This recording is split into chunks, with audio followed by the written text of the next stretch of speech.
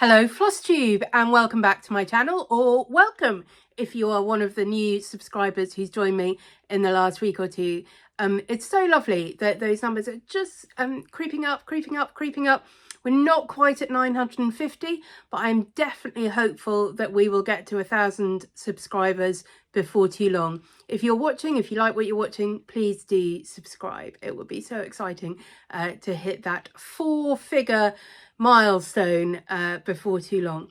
I am Ros Clark. If you just happened across this is my channel, Ros Clark Craft, here on YouTube. You can also find me as Ros Clark Craft on Instagram, Facebook and Etsy. Thank you so much to everyone who watched last week's video, and particularly to those of you who watched all the way to the end through my rambly, thinky thoughts, and those of you who left such lovely comments or messaged me on Instagram. I really appreciate it. I know those people who do watch me really appreciate what I do, and I'm grateful so much for that. Like I said last time, and I'm not going to repeat it all, I know my floss tubes aren't for everyone, and that really is fine, but I'm really glad that some of you appreciate my floss tubes for what they are, rather than wishing they were more like, in inverted commas, what I'm going to call standard floss tubes. My light is flickering. I'm just going to go and see if I can sort that out, and I'll be back in a second. I was just watching Sherry of Just So Sherry, and it made me think, do you know what, I should start today with my Just So Sherry moment, although obviously I am not Sherry. My field trip for this week, which I will tell you all about later, I managed to fall over between the car park and the entrance in quite a dramatic sort of way. I've got grazes all down that finger. This is slightly better than it was, but all around there. And then also on my chin there. So literally the first thing I did when I got in was go to the toilet and have to wash blood off me. So, you know, and there wasn't even anything really to trip over. I just, you know, slightly went over on, I mean, I was wearing flat shoes. I only wear flat shoes. I don't really know, but there was gravel, and then there were people like, can I help you up? And I'm like, no, I'm fine. And just, you know when you're like 4 or 5 and you just trip over quite a lot because you can't really do life. It was just like that, really. Anyway, that was my Just So Not Sherry moment. Good. Okay, what have we got this week? So I've got all the things I forgot to mention last week. Last week's episode was long enough, so it's fine. So I've got updates on 2 stitch-alongs to tell you about. This week's stitching, this week's Camp Nobody Cares, and plans for next week, which may lead into some thinky thoughts, but they will be quite different from last week's thinky thoughts. So do stick around for some or all of that, if that's what you're interested in. So first thing, I can't believe I had really meant to tell you about this, and I got to the end of filming and I was editing, and I'm like, right, I just need to make a list of all the things I forgot to talk about. And the first one was my new stitch along. So I had announced earlier that week on Instagram that I am planning an Advent stitch along. If you've been watching since last Christmas, you might remember I did talk about it in December last year, because that's when I came up with the idea and I did the design. And I've been sort of chafing at the bit all year to try and get on and stitch it. But because I've been focusing so much on A Saviour's Praise, and the only other thing I've stitched at all really have been my stitch quilt pieces and a couple of Mill Hill kits. But we're just about at the point where I'm like, oh, I'm going to be able to start on that soon. And, you know, companies that are asking you to pay for their advents are starting to advertise those. And I'm like, right, I'm going to commit. So I'm just going to put here the infographic that I had put on Instagram. So it's called Hark the Herald. It is based around the Christmas carol, Hark the Herald Angels Sing. It is therefore a traditional nativity kind of advent. So if you only are interested in, you know, Santa and reindeers and penguins or whatever, this isn't that.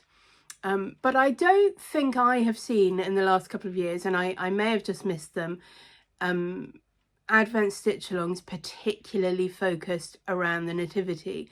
And last year in December, one of the things I stitched was Nativity Tiny Town, and I really enjoyed stitching that in December. And I'm like, do you know, I think other people would also enjoy stitching a nativity based advent stitch along. So that's when I came up with this.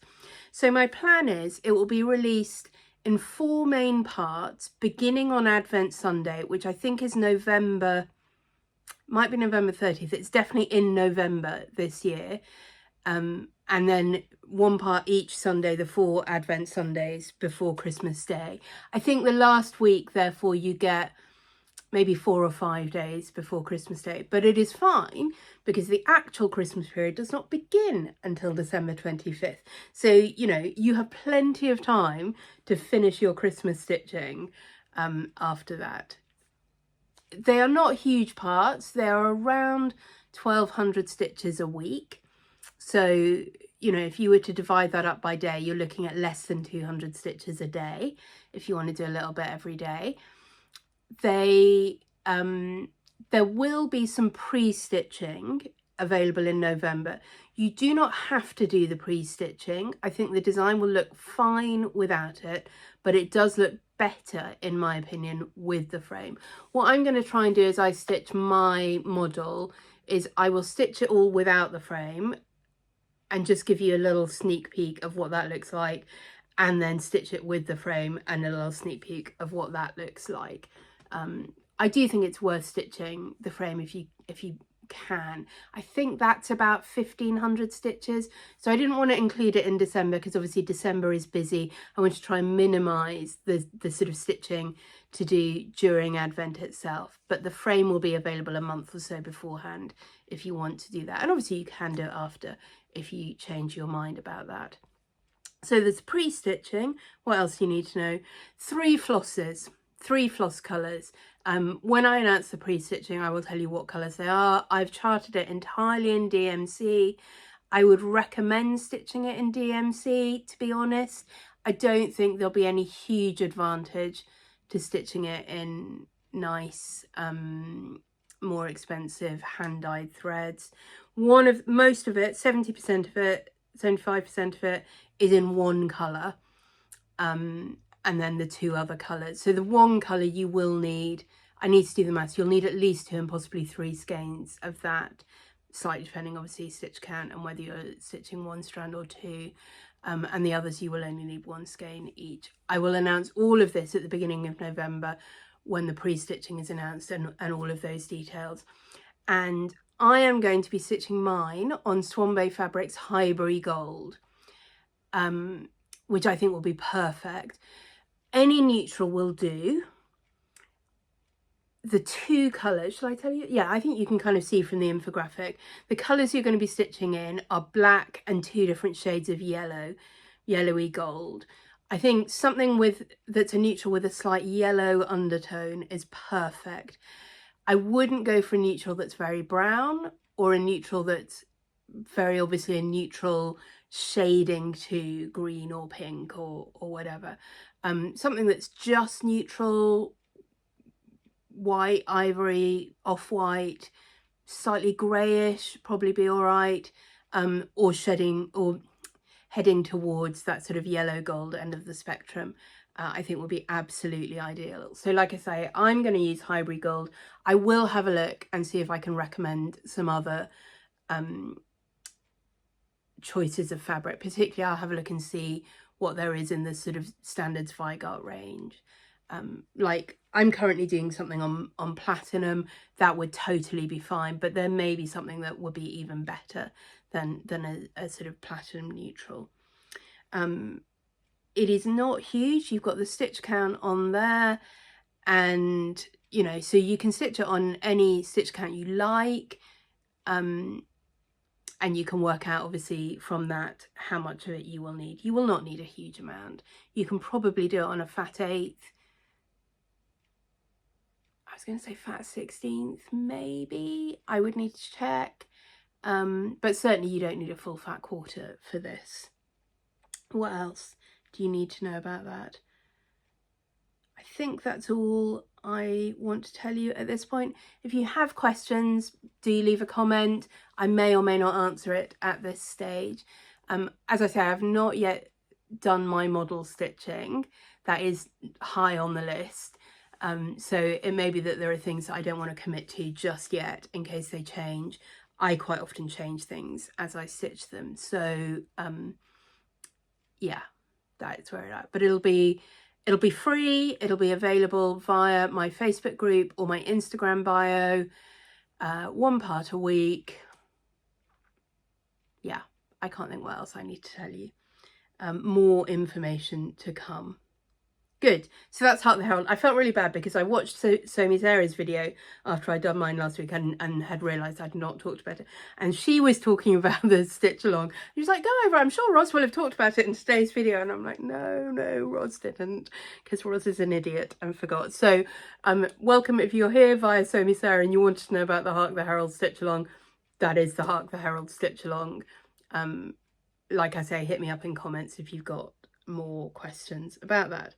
The other stitch along that I failed to well, I can't remember, I might have talked about it vaguely last week, but anyway, I have more to say about it this week, is the Stitch Quilt SAL. And the reason I have to say more about it is because I was really late putting up the very last chart. So Sunday last week we were up to Z.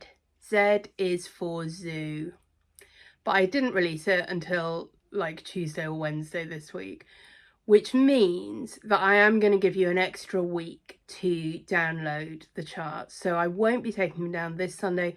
I will be taking them down the following week. So you need to make sure that by the end of Sunday the 17th, 16th, Sunday is the 16th. By the end of that Sunday, wherever you are, to have downloaded any of the charts you want. On Monday, I will be taking them down and I will not be waiting around to ask whether you've got yours or not. But I will do it on the Monday. So whatever time zone you're in, if it's the Sunday, you should still be able to get them. So this is Z is for zoo. I really enjoyed this. It's so funny. I think I mentioned I'd had a list sort of right from the beginning just to make sure I could definitely do this of words. And for all the way through, more or less, I had Z is for zip. And then I started designing it and I'm like, gosh, this is really boring. And so I'm like, well, are there any other Z words? And then as soon as I thought it was Z is for zoo, I'm like, well, obviously that's more fun. So we've got a little flamingo, a parrot, a giraffe, and a lion. That's really out of focus. Let's see if we can make it do that again. Yeah, so this was really fun to put together. And I really enjoyed stitching that. And it feels like it made a fitting conclusion to the series. I'm going to put a photo here of all of mine. They're not stitched together, but just laid out so that you can see. So that is all the stitch quilt patterns. Like I say, you've got a week today to get those downloaded. They again are available in my Facebook page or my Instagram bio. And I will be taking them down, the free versions, the following week. They will be available to purchase in my Etsy shop. I think it won't be at least until September. So if you didn't download them, I'm really sorry, but that is, I have said all the way through, I will be taking them down. I am giving you an extra week because I was late on this one by a couple of days, but once they're down, they're down. So if you come to me and say, well, I forgot to download Q, I mean, that is on you. So just make sure you've downloaded all of them that you want by then. Now, the other thing I know I've been promising for months is more tutorials on how to use these. There is one available for the small hexagon pillow, this one. And there is one available for the needle book, although that's not brilliant and you can't see all of it in there. I do plan to do tutorials for, I'm going to try and do the needle book again for a bigger pillow and for a project bag, for an ornament and for the garland. So some of those are pretty easy finishes and you can probably work out how to do them, but I do have some tips on best ways to do those. I'm not going to promise at this point when they will all be available, but also I know nobody has come to me and said, Roz, I've stitched them all and I'm just waiting for you for the tutorial. I know some people have stitched quite a lot. Deborah of Kensington Creates is up to S, and I think she's done them all in alphabetical order. Other people I know have done some, but Yeah, so I'm sorry if you are waiting for one of those finishing tutorials. I'm sorry you've been waiting a lot longer than I planned. I've really had to focus my stitching on doing the hexes and a Saviour's Praise, and I just haven't had time to do the other things. But I do want to, and I will. I've still got on my list to do. I need to do for some of those finishes, I need more hexes.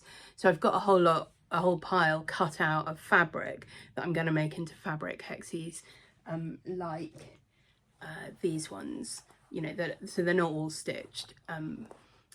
You can obviously add as many fabric hexes to your stitched ones as you like to complete the project if you turn out to enjoy those. Good, right. I think that's everything I have to say about my 2 stitch longs, which I failed to talk about last week. So let's get on. Other stitching. Well, there is only one other thing I have been stitching, but there is real progress to show you. We are definitely closing down on a finish. So this is, oh, I've got my needle there. Let's just pop that there so I don't lose it. This is A Saviour's Praise by Shakespeare's Peddler, who is also Teresa Vanette, who is also the Kitten Stitcher. I don't know why she has so many names. Anyway,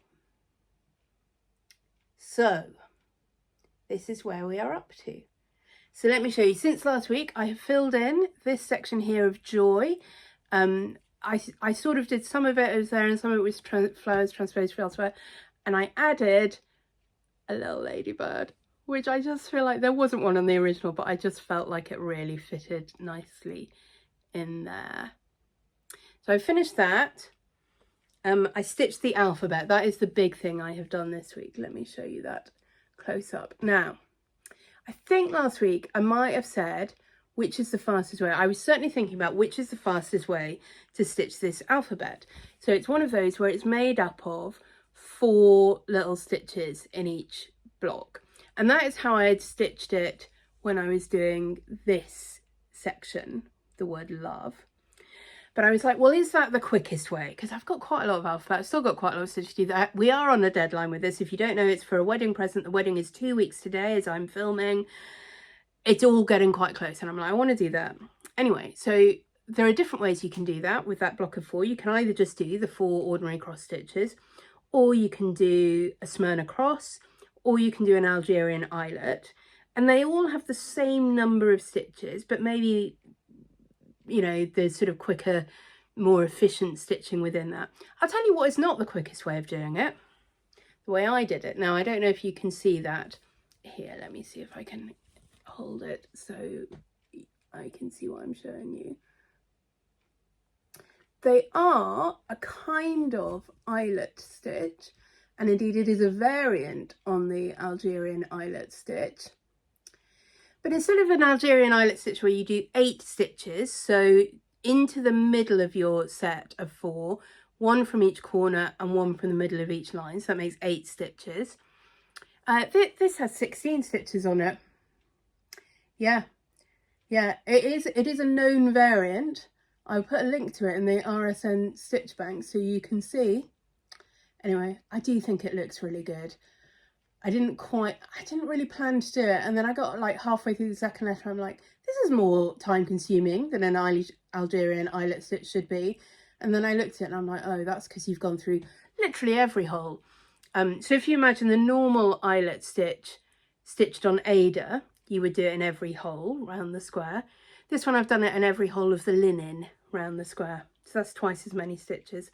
Anyway, I do think it looks quite good. And I was trying to work out, so the original alphabet has, on the second row, it has an ampersand, something else, maybe a colon, and then the numbers 1, 2, 3, 4. And I didn't really want to stitch those. So I was like, well, what else am I going to do? And I was stitching along the first row and I got to L and it absolutely matched underneath that L of love. So I'm like, well, maybe I'll just stitch love again. And then maybe I'll stitch that flower. And so then I started the second row of the letters and we were up to M because we'd got as far as L, stitched those all the way along, and it really pleasingly ended under here. It is a slightly simplified version of the alphabet because when I realised that I was doing the most ridiculous way of stitching it, I'm like, right, I'm not doing it. I don't love those letters where everything is super, super fancy. So let me just show you the difference. You can see on the L's, this one, which is how it should be, has this extra little bit in the middle, and I've left that out of the stem of this L. And that's sort of what I've done on all of these. I've just simplified them a little bit like that. Some of them, therefore, are slightly narrower than the original ones, but not massively. But anyway, I was very pleased when it worked out that Z pretty much fitted exactly under that flower that I'd done. And then I just had this little gap at the end, and I was like, I don't quite know what to do there. I don't really want to do more flowers. I don't really want to do, you know, numbers or punctuation or whatever. And then I was like, actually, the thing that's on the chart that will fit there is one of the little funky trees. And it was so funny, Sarah of Sew Me Sarah, who's also stitching a Saviour's Praise at the moment, she's going top down, and she'd just done the trees here, and she's like, I really hated stitching this. And I'm like, they were one of my favourite things to stitch on here. It's funny, isn't it, how we're all so different. But anyway, I did really enjoy doing this, and I was like, I think you could fit one of those up in that corner that I've got. And indeed you can. And a little bird. So that's what I put in up there, and I quite like how that works. So I finished the top border, did the alphabet. Under the alphabet, well, there were two borders that I missed out. There is a little line of stitching meant to go in here and also between the letters, and I'm like, I really don't think that's necessary. And then underneath there was a border, which I mean, it was fine. I didn't love it. And I was like, again, I think it would look more cohesive if I repeated this border that we've got down here. One of the things I do love about this chart is that very little repeats, so you don't get bored of it at all. And even where there are things that repeat, that like the trees, they are all different. I think the birds are all the same, but the trees are all different. And you know, there are little bits that repeat, like this pattern down here, but not for long, not for like the whole length. You're not doing a whole border the same. But I did think it would therefore be fine if I took something like this border, this yellow border, and repeated it up here. And I think it is fine. I think that works really nicely. I like it better than the one that was charted for that section anyway. So that was good. So what else have I done? There were a couple of little bits that once I had it off the frame, I was really glad I'd taken it off the frame to do the alphabet, because doing those eyelet stitches, I used the sewing method, and yeah, trying to do that on the frame would have been a nightmare, but actually being able to turn it around. So I am now stitching in hand, so that's also speeding things up, which is good. But once I took it off the frame, I was able to look at the whole thing and just note a couple of places where I wanted to make some changes. So for example, here, this section of gentleness, I liked it, but it was just very pale. So I just took another colour and added in some extra stitching to give it a little bit more definition. This bird, where's the bird? Here we are, this bird. You couldn't see the beak at all. I'd used yellow, but it was very pale yellow, so I just went over that with a slightly darker colour. So really minor things. There was something on the, oh yeah, the bees. I actually might do the bees again. Again, you couldn't really see their wings, so I've outlined them, but I don't love that. I might take the outline off and replace it with some veining, again in that darker grey, and that may, yeah, I'll see how I feel about that. But I think those were all the changes that I made. So like I said, it really wasn't very much, because I've been making so many changes as I went. There was a slight nervousness every time I'd take it off the frame, which I'd had to every time I moved it, just to see, does it all work together? But I think it does. I think I'm really happy with how it works together, actually. The other thing which I stitched, which you can't see very well on the camera, but you can in person. Yeah, you can just about see that. I wanted to put in some confetti. I didn't want to do a lot of stitching in those sections either side of the church, but I felt like it needed something because there's very little blank space on the rest of the sampler. And so I felt like that would really stick out if I didn't do anything. So I just took a couple of colours of variegated floss that I'd used elsewhere in the design and just did some little half stitches and straight stitches to make it look like confetti. And then, so the only thing that is now left are the 2 verses. And you can see I've started the Bible verse that's going to go in this top section. This is a Bible verse from the reading that they're having at the wedding.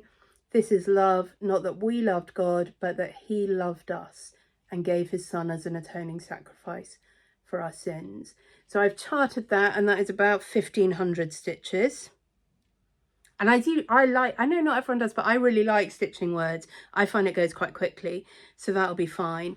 And then I haven't yet charted, but I'm pretty confident it'll fit at the bottom. They're having the hymn, Tell Out My Soul, and I'm going to chart one of the verses of that to go in that section at the bottom.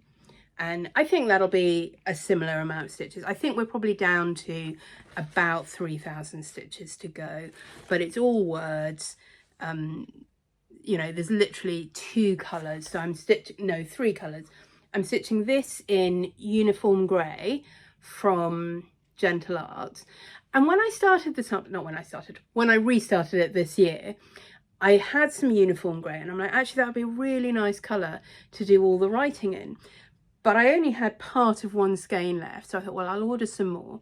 And it came, and instead of being lovely sort of old school uniform navy jumpers that have slightly gone off, which is what the original was, blue but slightly greyish greenish blue, these were really grey, the ones that arrived, and I have used them, so you can see some of the words across the top here are in that uniform blue grey, and it's fine. But I didn't want to do either of the big verses in it, so I'm using what I've got for this one.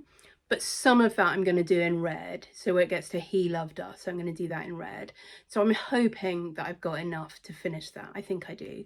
And then this one down here, I'm going to use this blue that I used for the vase up here and put that down there, and I think that will be nice. So the other thing that I have done with this week, because like I say, we're getting close to the wedding, 2 weeks today, I've ordered a frame for it. So when I took it off the frame that I've been stitching on, I was able to measure it. It is pretty well straight, so I will wash it and block it, but it isn't sort of pulled out of shape at all, which I'm pleased about. It was not going to be a standard frame size. It's much squarer than I thought, actually. So mine has come out at 42 centimeters wide by 48 high. So it's not square, but it's not. It's definitely not going to fit into a sort of A2 frame, for example. So I've ordered it. I found some web results. I can show them if you ask again from your iPhone. No thanks, Siri. I don't know why Siri decided it needed to join in at that point. I don't know if you heard it, but anyway, Siri wanted to know if I needed any help. No, not with this Flosstube. This is AI free. I've ordered the frame. I'll show you that. I really liked it, actually. The site that I ordered from lets you upload a picture. So I uploaded a picture of this, and then you can try it in the different frame colours.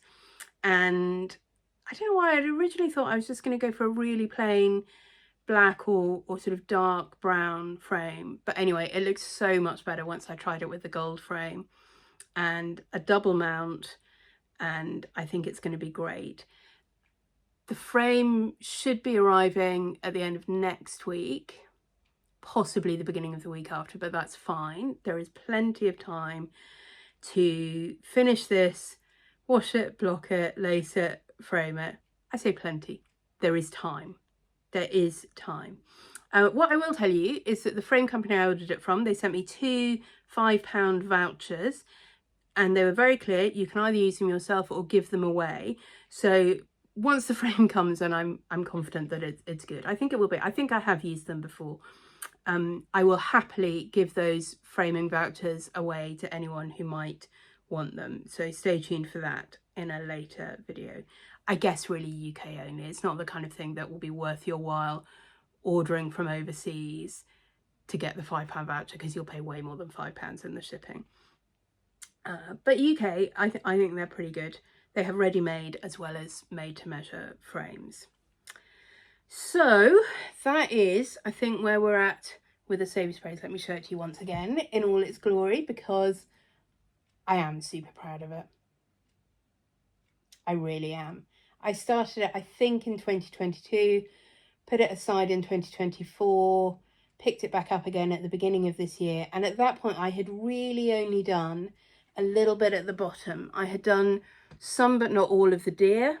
I'd done the thistle, I'd done the yellow border and the green border above it with the word Yahweh. That's Yahweh in Hebrew, that means God in the middle. But that's it, that's all I'd done. So almost all of this has been done since January. And it is not a quick stitch. It is a fun stitch. It is not repetitive. Each section is fun. As I've gone on, the more I've gone on, I've said this before, the more I've gone on, the more changes I've made. Initially, I wasn't planning to make very many changes, really. Colours, obviously, and I wanted to change one or two of the words in the borders. Yeah, it's changed more and more as we've gone on, but I am really pleased with how it has come together. And it is definitely a saviour's praise, even though it's changed quite a lot. Quite a lot of what I've done is moving parts of it from one area in the chart, like the bell, for example. The bell is charted, as charted, but I just moved it to be somewhere different. And like the tree that I just did this time, I slightly made it up, but it's very much based on the trees that are already charted. Okay, my arms are getting tired, but I don't want to put it away. I just really like looking at it. Okay, let's bring it a little bit closer. One last time. Okay, we will put that away.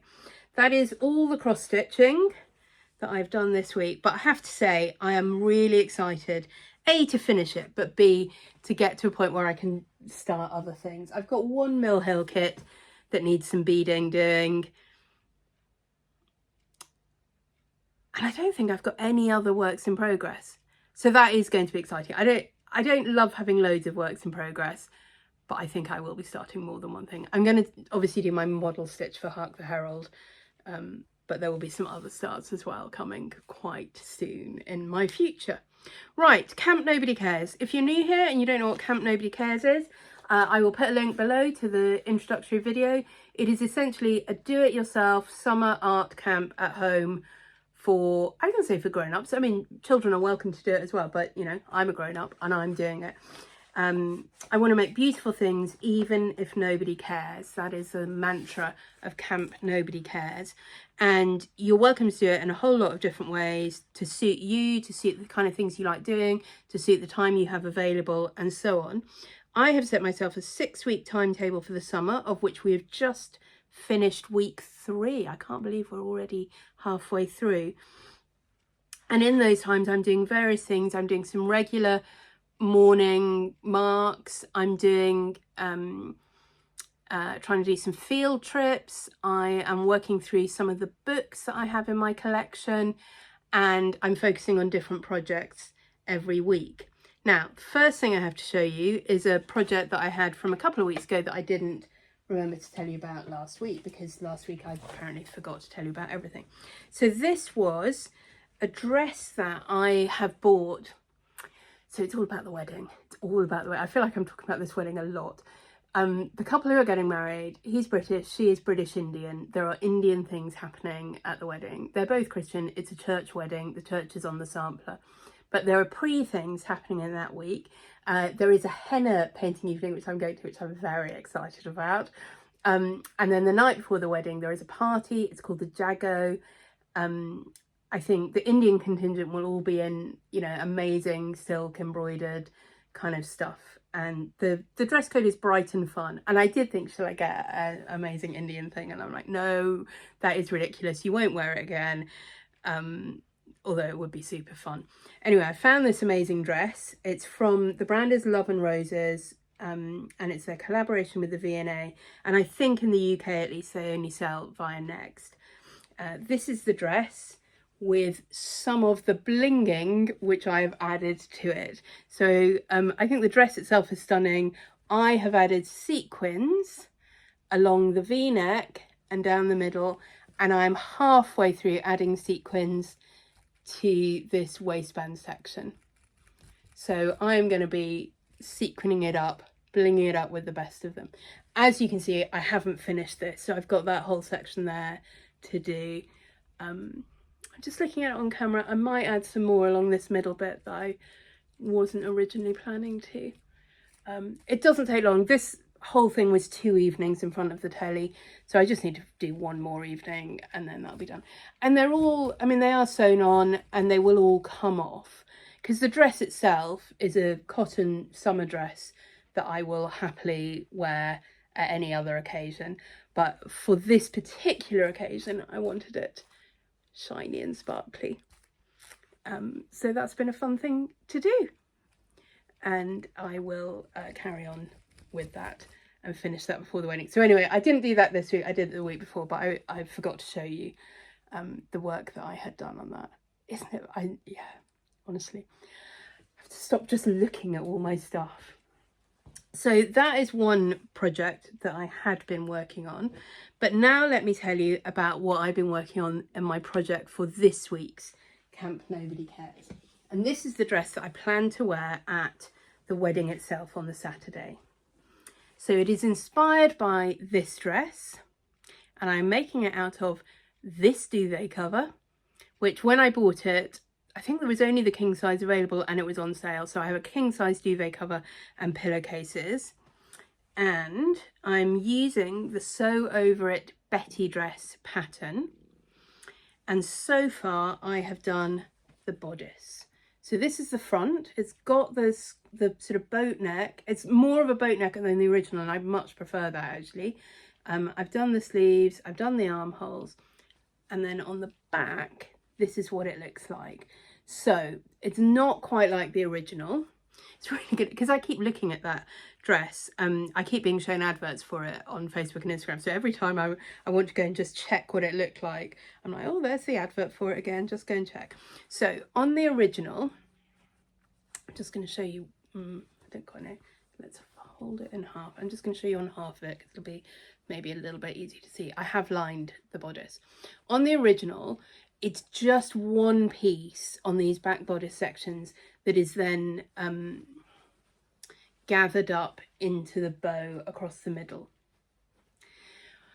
I didn't do that. I cut out the bodice section as it is in the chart, because originally I just thought I'm just going to stitch it like the Betty dress and that'll be fine. I like that it's got the sort of deep V back of the original, but I'm not too worried about the rest of it.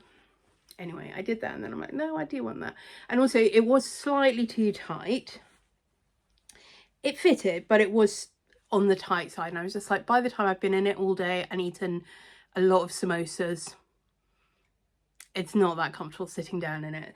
So I'm like, actually, I'm going to make it more like the original, which has this kind of gap up the back. And that extra 1.5 inches makes it really comfortable. But also, as you can see, where I've joined the parts together, I have elasticated this bit. So there's definitely room for a lot of samosas to be eaten in this dress. And then I thought, well, actually, I do want to have something in the middle, and I don't want to recut the whole thing. I've done all the finishing of the lining and the armholes and everything. I'm like, I don't want to do all that again. What if I just put a bow? So essentially, all I did was make a big bow with a tie in the middle, and then I opened up the side seams and sort of gathered in, or really they're pleats, little pleats, the bow at either side. Now, probably I could take in a little bit of that fabric, but I don't hate it. I think I'm going to leave it as it is.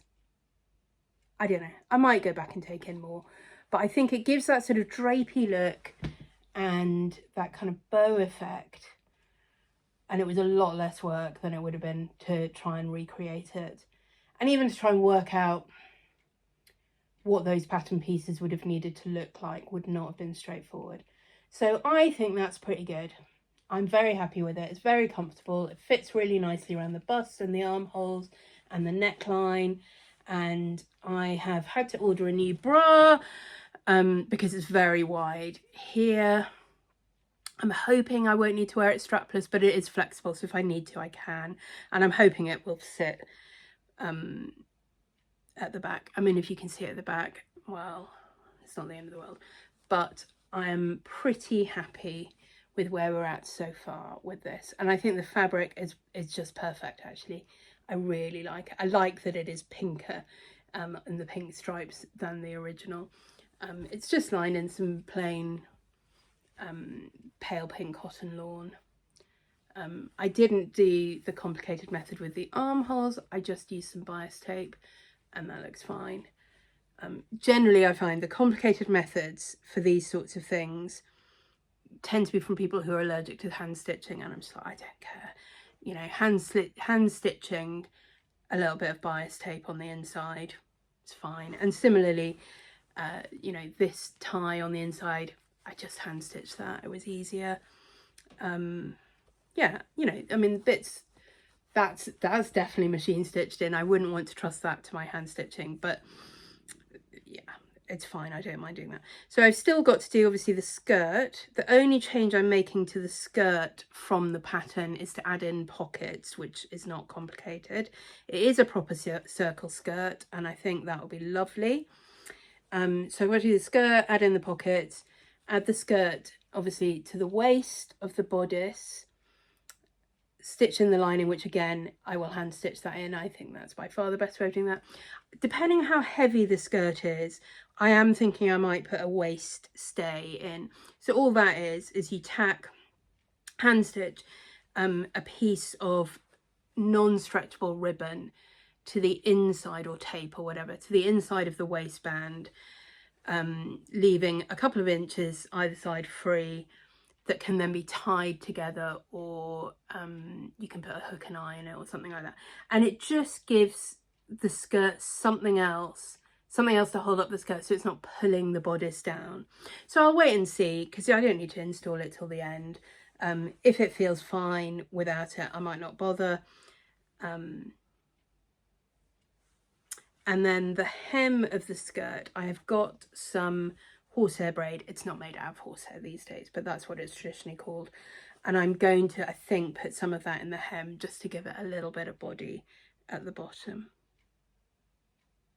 But I'm really pleased with how that's coming together. I think that's the hard part done in terms of fitting, definitely. And in terms of sewing, I think the rest of it will be pretty straightforward. So that is this week's sort of focus project. So let me start awarding myself some stickers. You don't have to do stickers if you're doing Camp Nobody Cares, but I love it. So that was, what was that? That was a new project. Let's have a sticker for a new project. This week I actually remembered to go and cut my stickers, so I'm not ripping them off this time.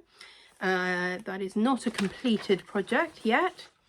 I didn't procrastinate very much on that. I think that is true. Once I decided to start it, I started it and got on with it and made good progress. So I'm giving myself the I didn't procrastinate too much badge. What else? I think that's all that I get for that one, but I'm now going to give myself a field trip badge. I mentioned at the beginning I've been on a field trip. I went to Chester Zoo for my field trip, which felt very appropriate after doing my zoo stitch quilt hexie, which I now can't find where I put that down to show you. But anyway, you remember I did a zoo. So I went to Chester Zoo, so I'm going to give myself the nature badge, because that's full of nature at the zoo. And I sort of went with the intention of doing some of my bookwork exercises. So this week's book was called Find Your Own Visual Language. I really liked it. I've had it in my library for a while, but never actually got it out and used it, and I'm really glad I did. I really enjoyed it, and there are a lot of the exercises from that I want to go back to, that I didn't get around to this week. But I did do some bookwork while I was there, and it was in nature, so that's good. I think that's fine for this week's badges. There we go. See, my nice collection for week 3. Let me show you the bookwork that I did. So while I was at Chester Zoo, they have a special thing over the summer called Afterglow, where it's open later in the evening. So I had a ticket getting there for 3 o'clock. I tell you what they also do, if you're around and you're thinking about going, between I think 3 and 6 there are free ice creams, and they are really nice ice creams. They are Nui ice creams. They're only the half size ones, but nonetheless free. Excellent. So I took my sketchbook, and amongst the exercises were things like blind contour drawing, which I really like, short drawings, timed drawings, you know, what can you draw in 10 seconds, 30 seconds, a minute, and using different tools to draw the same thing. Anyway, not all of these are precisely inspired by that, but some of them more than others. Let me show you what I saw. I saw the rhino. I saw the rhino quite a lot actually, because I kept getting lost and having to walk past the bit where he was. So I really like the rhino. The back of the rhino's bottom is very bobbly. Quite like that. This is, do you know what that is? That is a tapir, T-A-P-I-R. And apparently they are really kind of rodents, although they're, I mean, as a rodent, they're enormous. I don't like rodents, doesn't do me good. But actually, when we were sort of looking down at them in the enclosure, and this, you can kind of really see the rodentness in its shape there. It has this very strange shape to its sort of forehead and head. Anyway, I don't really love them, but they were quite fun to draw. Then I went for a ride on their boat around the island, and there wasn't a huge queue, but there was a sort of 10-minute queue. I drew a little bit of the sort of foliage that you could see around there, and this one trying to think about negative space. And these I really enjoyed. Were those a bamboo? I don't know actually what plant this was, but I really enjoyed using the brush pen that I'd taken with me to create the shapes of the leaves on that one. Then while we were on the boat, we saw, it's quite tricky because, I mean, you have to do short drawings because you're moving and they're moving. And, you know, so anyway, warthog, that's not a good depiction of the warthog. Cassowary, it was hiding in the reeds, but it was absolutely extraordinary. If you've never seen a cassowary before, go and look them up. The colours are stunning. A few little reeds there. Then I was walking back somewhere, and again, I hadn't really gone to look for these, but I saw the elephants. That one, yeah, badly positioned on the page of that elephant. And this one here, they were Asian elephants with little ears. And then the things which I had really planned to draw, flamingos. I love flamingos. And, you know, you had to do them quickly. Not all of these flamingos. These were scarlet ibis. So as I was walking up towards the flamingo enclosure, you could kind of see through, and I'm seeing the colour of these, and I'm like, I've never seen flamingos that colour. They were bright scarlet red. Anyway, I got inside and I realised they weren't the flamingos. I mean, the flamingos were pink, but the scarlet ibises, they were beautiful. You can't see the colour of the pencil I had, which is not brilliant. But anyway, the shape of the necks is what's so fun with these. There's another, these are definitely ibises with the slightly shorter necks at the bottom. Yeah, I had taken an acrylic pen, but actually I didn't really enjoy it. There was a moment where all the flamingos had been standing very comfortably, relaxed on one leg, you know, sort of pruning, or what are they, preening, not pruning, or, you know, doing whatever. And then suddenly they all stood up on both legs and looked up, and they were like this. So that was sort of the next when they were all standing up. And then, oh no, we've got a little bit more flamingos. Here, this was a different bird. I don't know what this one was, but I really liked the graphic black and white of its feathers. Got a few more. This one seemed to just have endless ups and downs in its neck. So a few more little quick flamingos. And then, ta-da, the penguins. And again, I really enjoyed doing these just with the black brush pen and getting the shapes of those feathers and beaks and so on.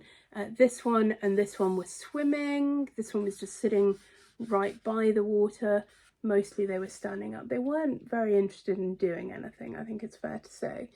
It was sort of 5 o'clock in the evening by this point, and I think they'd had enough. And then they did have a plant section. So again, I went in and did, this was the blind drawing, and then I drew the same thing, but with, this one was a charcoal pencil and this one with a fine liner. Just, you can really see the different effects that you get with the different materials. So I did enjoy it. I did 3 hours, and by the end of that I'd had enough. I know they say you need more than a full day to see everything. You can't see everything. There are things that just hide. I have been to Chester Zoo before, but not for a long time. I didn't really remember it. And maybe my expectations were too high. It has a great reputation. I mean, it is listed as sort of one of the top 3 zoos in the world. I don't know what the other 2 are. And I think that's probably right in terms of the species that it has, and its commitment to conservation is clearly huge. And it's really clear that all of the enclosures are designed for the benefit of the animal, not the viewer. But therefore, as a visitor, your experience is quite frustrating. Now, there were things I didn't go to. I didn't go to the monkey enclosure. I didn't go to the Africa section. I didn't see lions and tigers and that kind of thing. But there were a lot of sections where I was like, I'd really love to see this animal. Like there's, you know, the smallest breed of cattle in the world. I'd really like to see that. You didn't see it. Yeah, there are a number of things where you're just like, I mean, the snow leopard, fair enough, has just had a baby. I'm not really expecting to see that in the snow leopard enclosure. But yeah, there were other things I would have really liked to have seen. There were some amazing birds, not just the cassowary, but several other birds that were pretty spectacular. Yeah, and there were other things that we went for. I didn't draw the vultures. I didn't draw the I don't know how you say it, onager, the little kind of donkeys anyway. I didn't draw those. But there were quite a lot of things that I think I was a little bit disappointed not to have seen, even though I went past their enclosure. But, you know, everyone seems to be having a lovely day. Free ice cream. And I did go to the shop. I wasn't going to go to the shop, but then I was like, actually, I could probably get my niece's Christmas present here, which indeed I did. And I also got a little present for me, which is just up there, which is my own little flamingo. So I'm not mad about that. And I managed to get back to the car without falling over. So, you know, that was a win. I really hope this heals. I mean, it should do. The wedding is 2 weeks and, you know, I can put makeup on. It'll be fine. Honestly, I can't believe I fell over. So that is, I think, what I've done this week. And all the badges I have awarded myself. As I say, if you want to award yourself badges, you absolutely can. The download links are available.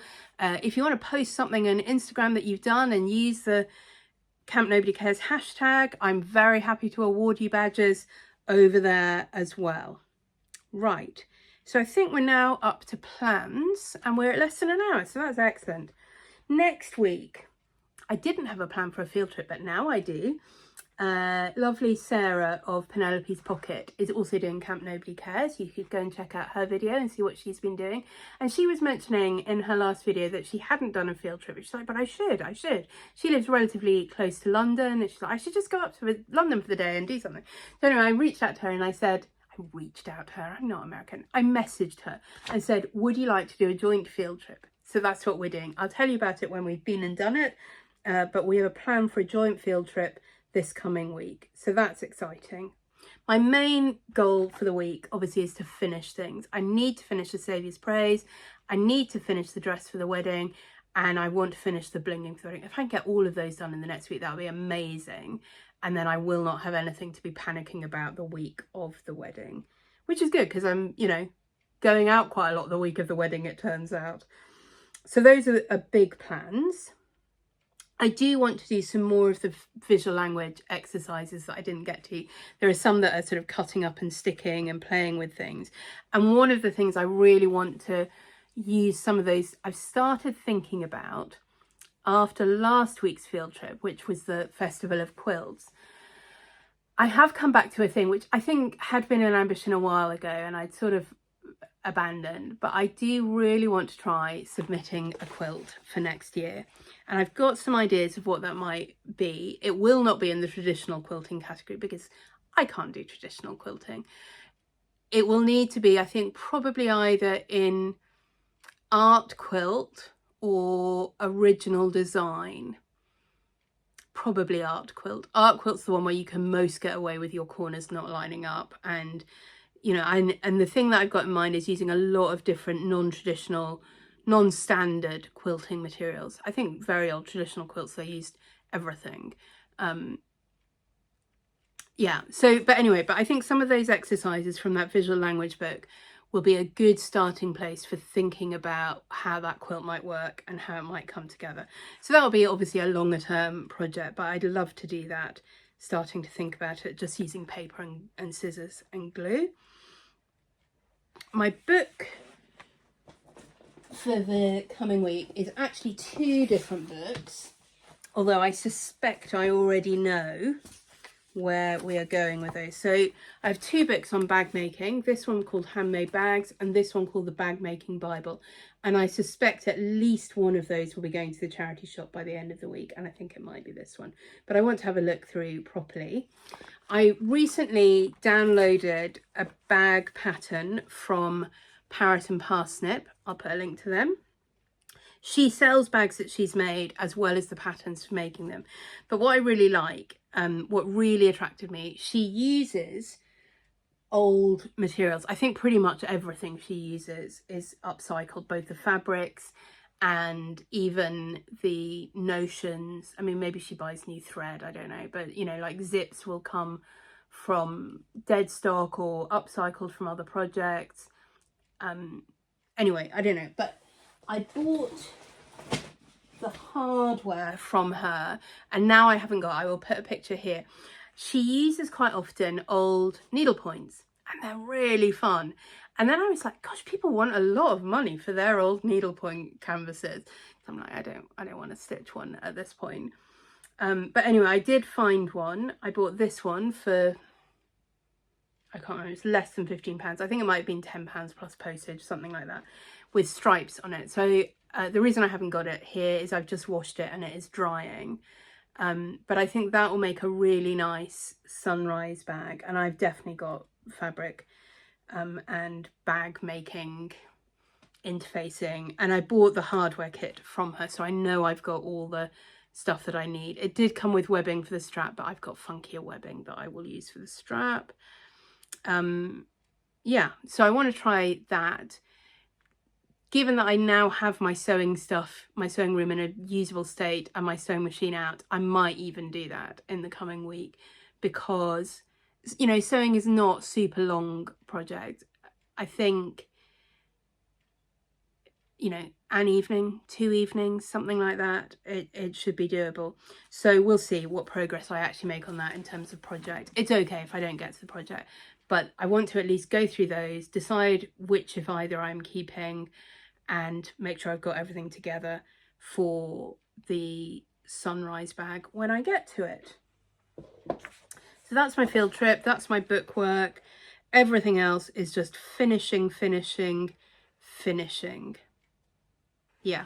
So final thing that I might just talk about is what I'm thinking I might do in my Festival of Quilts. If you watch Kate at the Last Homely House, you will have seen her latest, I don't think it is, but one of her recent projects was a quilt to go in exhibition at the Baltic in Newcastle. And she made a quilt with a motto that she often says, which is, get out of your head and into your hands. And I think that's a really good motto.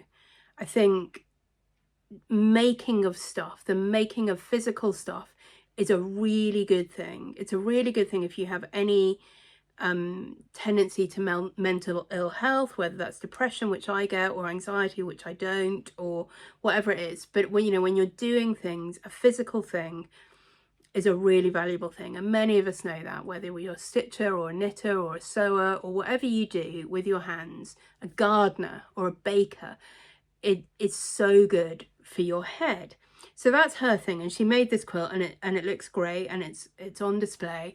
Get out of your head into your hands. But as I was going around the quilts at Festival of Quilts, and as I was listening to Nazanin Zaghari-Ratcliffe talk about how sewing, I mean, a little bit of quilting and patchwork, but mainly dressmaking for her, and other kinds of sewing and knitting and crochet, I was like, actually, I think there's a step beyond that, which is to get out of your hands and into your heart.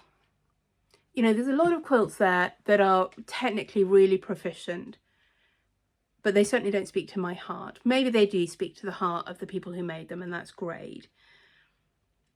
But there are others which may not always be as technically proficient. Some are and some aren't, but they are heartfelt. And those, I think, are generally the most powerful ones. And, you know, people can be in awe of the technical proficiency of some of the others, but the ones that stand out for me are the ones that speak to my heart. And for me, I think there is something about that journey. You know, if I'm all up in here, getting into my hands is really helpful for sorting that out. And then what comes out is something that has allowed my heart, my soul, to settle. So I've got that phrase in my mind: get out of your hands and into your heart.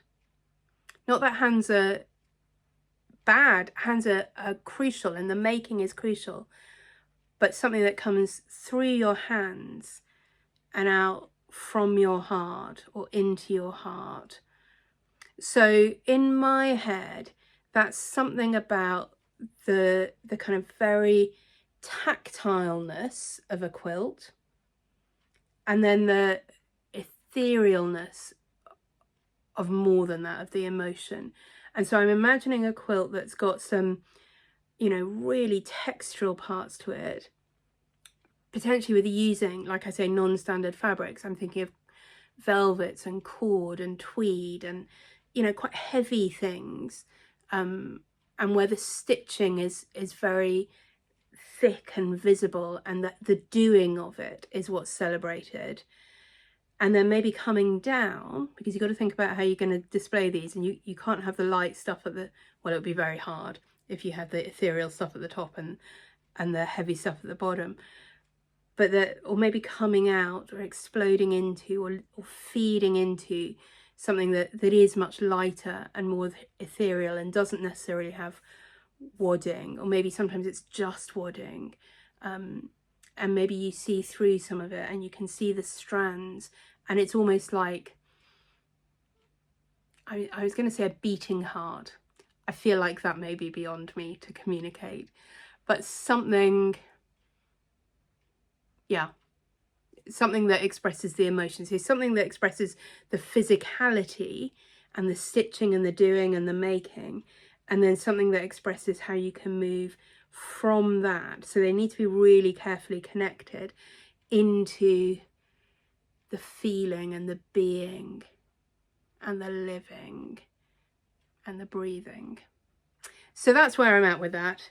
There's a long way to go before that takes any kind of real shape, but I'm excited. It feels like something that I could achieve because it's not dependent on perfect piecing, because I'm never going to do that. And it's not dependent on long arm quilting, because I don't do that, and I don't really want to send it out. I mean, you do get, you know, there's in your form you can say made by this person, quilted by this person, but I don't want to do that. I want it to be mine. And I think for this idea, this concept, it needs to be all mine. So yeah, so if you have any thoughts on maybe quilts you've seen that you think would be inspirational for that, or ideas or whatever, if you've got any experience of entering quilt shows, I'd love to hear about that. I've been watching some of the Festival of Quilts feedback ones, and particularly I'm looking for videos where people are talking about their judges' feedback and how the judges do that. So you don't get to see it except for the ones that win. But everybody, I think, in the competition section, you get 2 or 3 judges with their comments, and they fill in their form: good, satisfactory, not good, whatever. Sometimes not applicable. That, you know, there are techniques that are judged which, if you've not used them, you don't get judged on. And they're looking for slightly different things in the different categories, but it's really been interesting to see what they're looking for and how. And I'm not particularly looking to win. I would be shocked if I did, because even in the art quilt category, for example, where you get the most freedom, the technical stuff is still there. They will still mark you on how well you have executed your design. So I mean, nothing would shock me more than to win and feel like everybody else has been really hard done by. But nonetheless, it is interesting to see how they do that and to be able to think about how that might relate to what I produce. But you can also enter it in the just for sharing category. Those are not judged. But I think if I enter, I probably do want it to be judged because I want some kind of feedback from that. Even if they don't get it at all, that's fine. And there's also the Viewer's Choice Award. I think even in the just for sharing category, you can be in for the Viewer's Choice Award. So that's also fun. And I think I have more of a chance to that than the judges, although not a whole lot of chance because, you know, there are thousands of quilts. You've got to be pretty special. I haven't seen, actually. I should go and check which quilt won the Viewer's Choice Award this year. Last year, I remember there was one. Every video I watched about the Festival of Quilts was talking about this one, and it was no surprise that it won the Viewer's Choice. It was a huge quilt that was done with tiny 1/2-inch hexagons, and I think it was like an underwater sort of scene, as I remember. I didn't go, but everybody was talking about it. But I haven't seen this year. I shall check which one won the Viewer's Choice Award. So anyway, let me know if you have any thoughts on that. Thank you for watching. I should be filming again next week. I will not be filming in 2 weeks' time because that is the weekend of the wedding. There will be no filming. I mean, I will try and get, hopefully this time next week, I will have a finished sampler, which may or may not be in its frame yet, and finished dresses. But the week after that, I will try and get somebody to take photos of me wearing the dresses. So you can see how they turn out. Or if they didn't and I end up wearing something completely different from a shop. I don't think so. I think at this point we're far enough along with the bodice, which is really the difficult bit, like I say, that I'm pretty confident I will be wearing both the stripy dress and the sequiny dress at the wedding. The henna thing, I don't need an outfit for that. I did check, but she's like, no, really casual because you might get henna on it. So, I mean, I definitely have clothes that are fine to wear that might get henna on it, but I'm excited about having my hands hennaed. I have never done that before, so that'll be really fun. Anyway, that is 2 weeks' time. I will see you next week. Have a great week, everyone, especially if you're doing Camp Nobody Cares. Remember, make beautiful things even if nobody cares. I care.